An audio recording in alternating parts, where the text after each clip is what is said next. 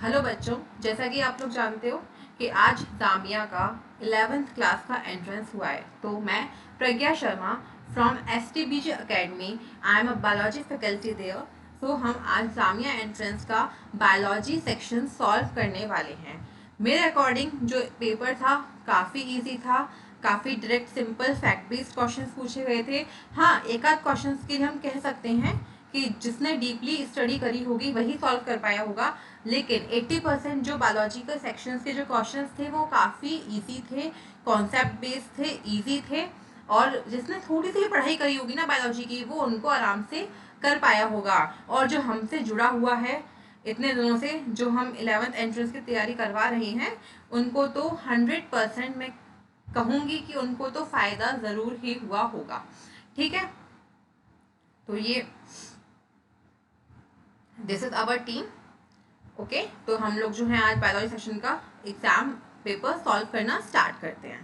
ठीक है, तो first question, question number 1, which of the following products are not formed during respiration if oxygen is not available in living organisms? Oxygen available नहीं है, इसका मतलब anaerobic respiration. ठीक है, तो एनारोबिक रेस्पिरेशन में पूछ रहा है कि क्या फॉर्म नहीं होगा, नॉट फॉर्म्ड। तो क्या फॉर्म नहीं होगा बेटा?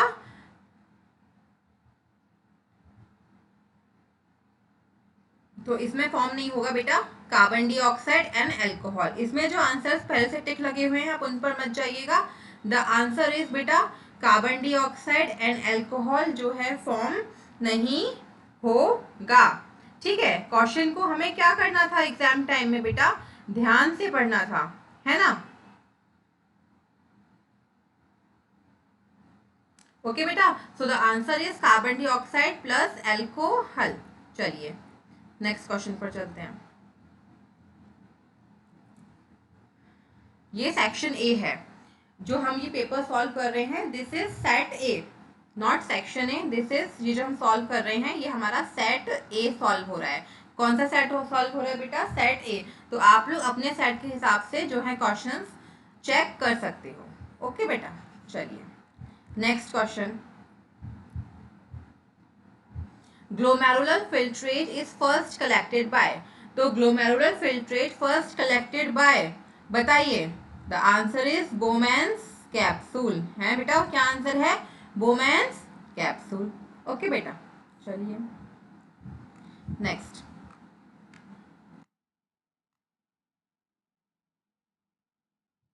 Translocation of solutes primarily takes place through. जो सॉल्यूट्स का ट्रांसलोकेशन है, अब ट्रांसलोकेशन कहाँ पर होता है बेटा? जो ट्रांसलोकेशन है that happens in plants. Okay, जो ट्रांसलोकेशन है वो कहाँ पर होता है बेटा? प्लांट्स में होता है। ठीक है, तो पूछ रहा है कि ट्रांसलोकेशन ऑफ सॉल्यूट्स। ठीक है, सॉल्यूट्स यानी कि आप एक तरीके सॉल्ट्स कह सकते हो इन्हें, प्राइमरी टेक्स प्लेस थ्रू। तो सॉल्ट्स, मिनरल्स और फूड का जो ट्रांसलोकेशन है बेटा, वो कौन करता है? फ्लोएम करता है ना? किस किस का करता है? फूड का, मिनरल्स का और कुछ सॉल्ट्स का। ठीक है बेटा, चलिए सिंपल क्वेश्चन, ऐसा कुछ नहीं था इसमें कि आपको दिक्कत आई हो। In woody stems respiration takes place through. देखो आप लोग जानते हो ये चीज की जो लीव्स में रेस्पिरेशन होता है वो किसकी हेल्प से होता है बेटा? वो स्टोमेटा की हेल्प से होता है। ठीक है, अब ये पूछ रहा है कि ये स्टेम है, कैसी स्टेम है? वुडी स्टेम है। तो इसमें कुछ पोर्स प्रेजेंट होते हैं, उन्हें क्या बोलते हैं? लेंटिसल्स, जिनकी हेल्प से क्या होता है बेटा? Respiration. So the answer is lenticels. In woody stems, respiration takes place through lenticels. कोई दिक्कत? चलिए, Which hormone is not found in plants? इनमें से कौन सा हार्मोन है जो प्लांट्स में नहीं मिलता? देखिए, प्लांट के हार्मोन्स के नेम्स आप जानते हैं? प्लांट हार्मोन्स कौन कौन से हैं?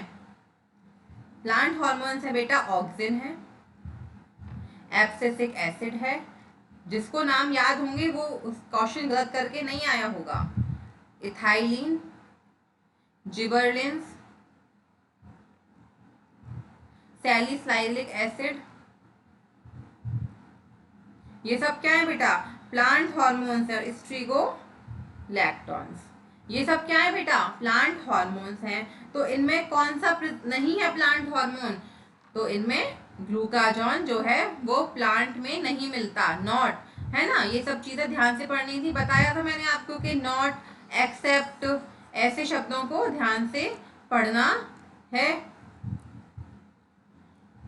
बताइए, which nerves transmit impulse from the central nervous system toward cells? कौन सी नर्व ऐसी है जो इम्पल्स को ट्रांसफर करती है? कहाँ से बेटा? सीएनएस। सीएनएस से कहाँ लेके जाती है? सेल्स तक।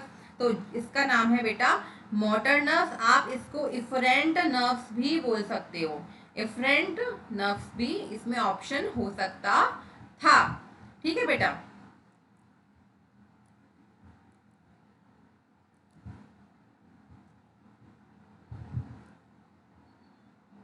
Next question. Which of the following is the correct sequence of events of sexual reproduction in plants? Simple question. इससे ज़्यादा easy question कुछ हो सकता था क्या बेटा? फ्लावर में सेक्सुअल रिप्रोडक्शन के इवेंट्स पूछे हैं, वो भी लाइन वाइज। तो क्या होगा इसका आंसर बेटा? सबसे पहले आपका होता है पॉलिनेशन, फिर फर्टिलाइजेशन, फिर एम्ब्रियो एंड देन सीडलिंग, फिर लास्ट में क्या बन जाता है बेटा? सीड बन जाता है। Answer is C. ठीक है।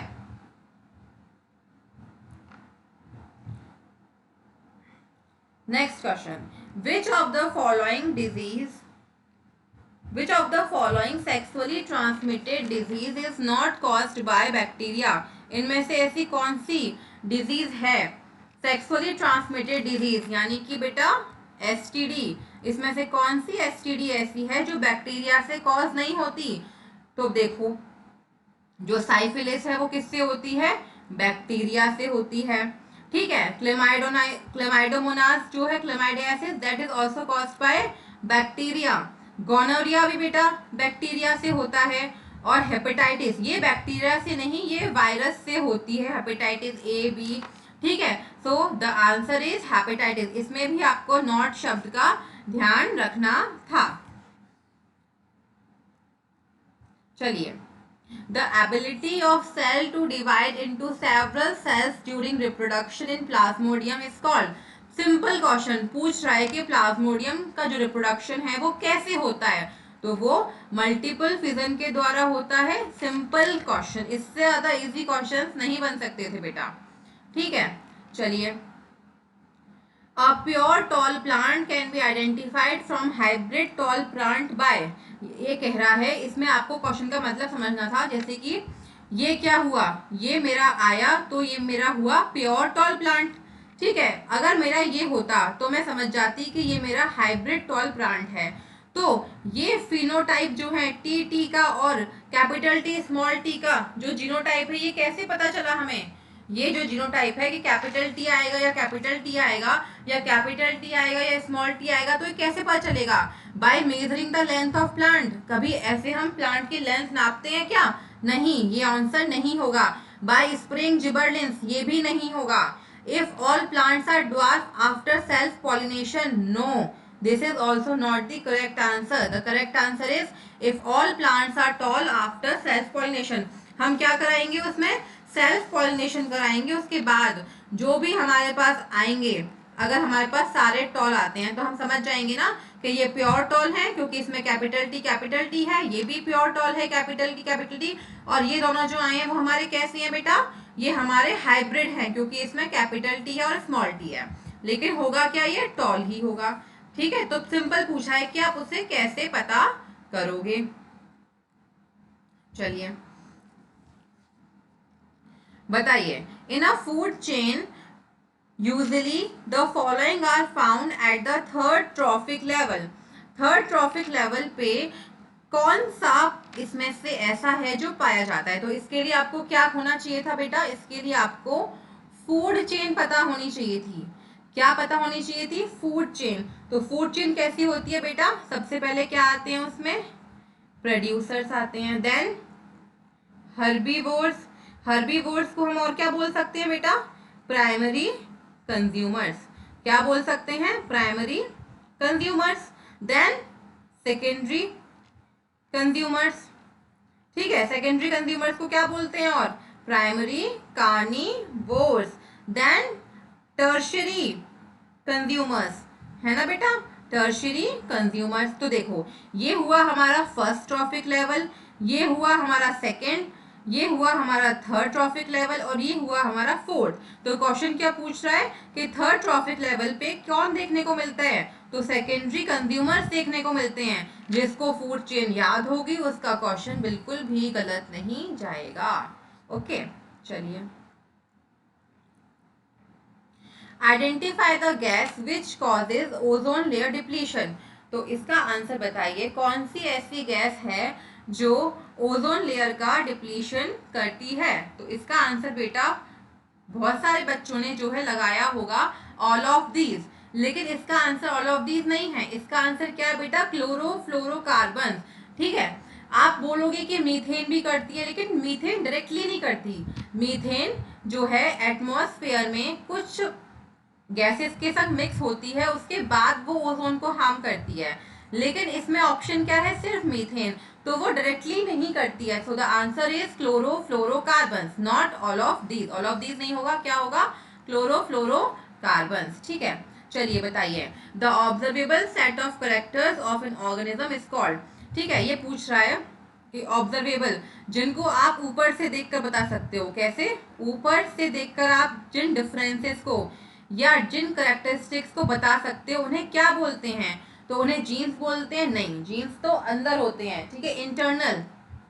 कैसे करेक्टर्स हैं बेटा? इंटरनल। डीएनए इंटरनल करेक्टर तो कुछ होता ही नहीं है। So the answer is phenotype. और जो इंटरनल करेक्टर है उनके लिए कौन सा वर्ड यूज होता है? Genotype. So the answer is phenotype for observable characters.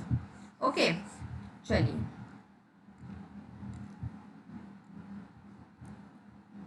Which of the following is the best way for disposal of vegetable and fruit peels? ये कह रहा है कि वेजिटेबल जो सब्जियां काटने के बाद वेस्ट निकलता है और कोई भी फ्रूट्स जैसे कि संतरा या सेब खाने के बाद जो उनकी पील रह जाती है, उनका छिलका रह जाता है, पील मतलब छिलका रह जाता है, तो उसको डिस्पोज करने का सबसे अच्छा तरीका क्या है? तो उनको बर्न करना चाहिए? बर्न तो नहीं करना चाहिए। रिसाइकल भी नहीं हो सकते। लैंडफिल नहीं। तो क्या सबसे अच्छा? कंपोस्टिंग, मतलब जमीन के अंदर गाड़ देना चाहिए। कंपोस्टिंग मतलब जमीन के अंदर गाड़ देना चाहिए। ठीक है बेटा, चलिए next. This is the last question. Okay, which of the following pairs of brain part and its function are not correctly matched? तो cerebrum memory intelligence सही है, cerebellum balancing and posture सही है, medulla involuntary action सही है। गलत कौन सा है? देखो, इसमें भी यही चीज पूछी है, नॉट करेक्टली। नॉट तो बेटा पॉन्स का कॉन्शियसनेस नहीं होता, पॉन्स का अनकॉन्शियसनेस होता है। जितने भी हमारे अनकॉन्शियसनेस इवेंट्स हैं वो कौन देखता है? पॉन्स देखता है। जैसे एग्जाम्पल क्या हो गए अनकॉन्शियसनेस इवेंट्स के? एक तो हमारा हो गया स्लीप वेक साइकिल, उठने सोने जगने की साइकिल, स्लीप वेक साइकिल। और कौन सा एग्जाम्पल हो गया इसका? एक एग्जाम्पल हो गया इसका बेटा ब्रीदिंग। ठीक है बेटा, क्या एग्जाम्पल हो गया इसका? ब्रीदिंग। सो हमने यहाँ पे अपना पूरा पेपर सॉल्व कर लिया। तो आप लोग देख सकते हो कैसा पेपर आया है। बिल्कुल टफ नहीं था, इजी था। अगर आप हमारे साथ जितने भी टाइम से हम 11th प्रिपरेशन कर रहे हैं बने हुए थे और आपने रेगुलर हमारे साथ काम किया है, जो हमने टेस्ट बनाए आपने वो टेस्ट अच्छे से परफॉर्म करे, उसमें जो क्वेश्चन गलत हुए आपने उनका रिवीजन किया, हमारी क्लासेस अगर आपने अच्छे से ली हैं, तो मुझे नहीं लगता कि आपका सिलेक्शन कहीं पर भी ना होने की गुंजाइश है। आपका सिलेक्शन जरूर ही होगा। आप इसमें से 80 to 90% क्वेश्चन सारे जो है सही करके आए होंगे। I am talking about the biology section. बाकी जो और भी सेक्शन हैं उनके जो हमारे और टीचर्स हैं वो भी आपको पेपर सॉल्व करा के दिखाएंगे, तो आप लोग अपना चेक कर सकते हो। और मैं तो आपसे यही कहूँगी कि आप लोग जानते हो हमारे एसटीबीजी में हम लोग एक फैमिली की तरह हैं। हमें कोई भी ऐसा नहीं है कि हाँ हम एक एजुकेशन सिस्टम को एक बिजनेस की तरह रन कर रहे हैं, ऐसा भी नहीं है। हम देखते हैं कि हम बच्चे को मिनिमम से मिनिमम कैसे सारी सुविधाएं उसे दे सकते हैं, सारा मटेरियल उसको कैसे प्रोवाइड करा सकते हैं। आप लोग शायद जानते नहीं हो, लेकिन यहाँ पर जो टीचर्स हैं वो रात के 10-10-11 बजे तक क्लासेस लेते हैं। अपना सारा काम खत्म करने के बाद बच्चों की क्लासेस को प्रायोरिटी मानकर उनको लेते हैं। ठीक है, आप समझ सकते हो ये चीज़। तो मैं आपसे यही कहूँगी कि आपके अगर आसपास कोई भी है जो जिसको ज़रूरत है अच्छी कोचिंग की, लेकिन इतना पैसा नहीं है कि वो कोटा जा सके, तो आप उसको हमारे बारे में बता सकते हो। So all the best to you students, thank you so much, this is from my side. Okay.